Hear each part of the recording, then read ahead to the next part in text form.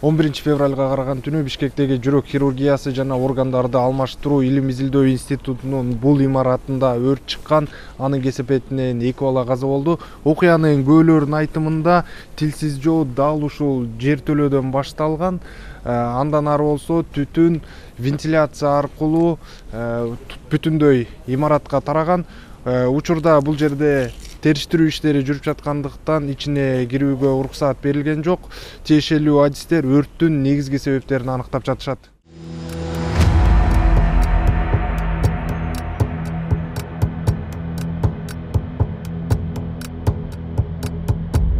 Өрт чыкканын биринчилерден болуп, оорукананын күзөтчүсү байкаган. Ал дароо башкаларга кабар берип, жерине келген өрт өчүрүүчү куткаруучуларга жол көрсөтүп турганын айтат.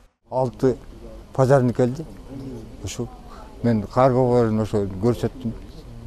Алар дагы багы неме маска немелер бар. Ошолорду кийип алып, ошолор жардам берип алып, кранмен чыктым, 4-нчү этажда неме реанимация бар да. Ошолорду больнойлорду кранмен түшүрүштү.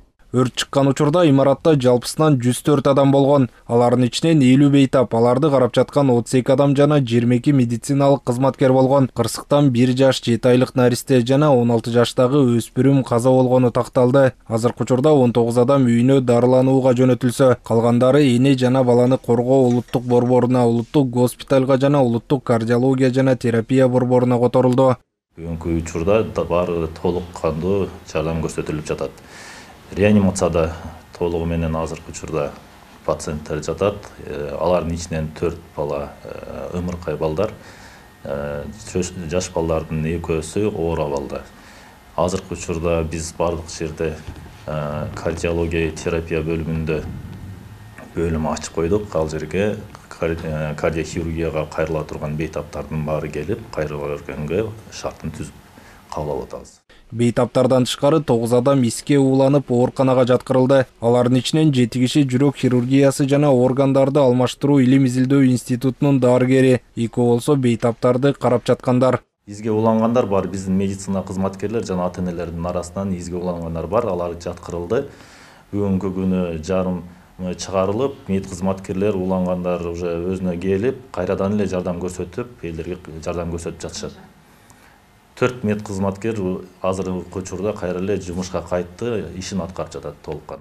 Алдын ала маалыматтар боюнча өрттүн келип чыгышына электр зымдарынын кыска туташуусу себеп болгон. Эмне себептен болгонун бизде лаборатория иштеп, комиссиянын алкагында жумушун алып барат дагы себептерин айтышат, но жерде скорее всего мына жаңы аппараттарды алып улап атканда кыскача мындай короткий замыкание деп коет, ошодон болушу мүмкүн деген азырынча пока божомол болуп атат.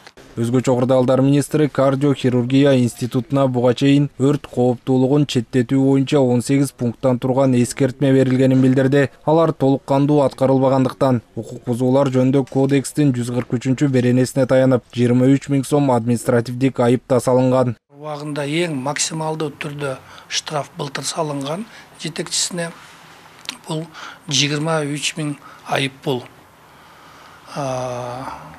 Кечээки өрттүн себеби бул негизинде баягы первичный деп коебуз да, эң биринчи өрттү өчүрүүчү материалдардын жоктугу.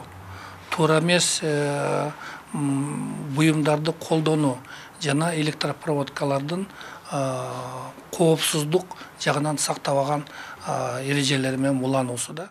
Ал эми Бишкектин 1-май райондук ички иштер башкармалыгы өрт коопсуздугунун эрежелерин бузуу беренеси менен кылмыш ишин козгоду. Бардык тиешелүү экспертизалар дайындалып, териштирүү иштери жүрүүдө. Автандил Бактыбеков, Руслан Бараненко, ЛТР Бишкек.